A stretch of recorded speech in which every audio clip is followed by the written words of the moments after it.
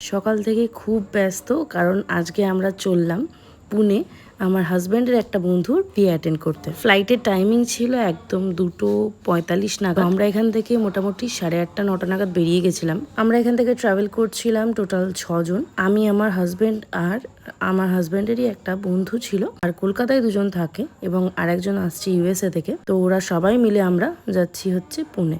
তার মাঝে একটুখানি খিদে পেয়ে গেছিলো বলে দাঁড়িয়ে একটুখানি স্ন্যাক্স টাইপের কিছু খেয়ে নিয়েছিলাম। এই কটা ব্লগে তোমরা মারাঠি এবং বাঙালির একটা খুব সুন্দর কম্বিনেশন তোমরা দেখতে পাবে। আমাদের পৌঁছে আমরা তাড়াতাড়ি সিকিউরিটি চেকিং থেকে শুরু করে সব অল টোটাল গুলো কমপ্লিট করে বসেছিলাম, ওদের জন্য ওয়েট করছিলাম। সবাই চলে আসার পর যথারীতি আড্ডা, কারণ আমরা অনেকটা আগে পৌঁছে গেছিলাম ওখানে। সত্যি কথা বলতে এতবার যাতায়াত করেছি, কিন্তু এই রাত 2টো 2:30টার সময় ফ্লাইটটা কোনোদিন এক্সপিরিয়েন্স করিনি আমি স্পেশালি। তো আমার জন্য একটা সত্যি খুব ভালো লাগার অনুভূতি ছিল, বাট একদম ঘুম হয়নি, পুরো চোখে ঘুম।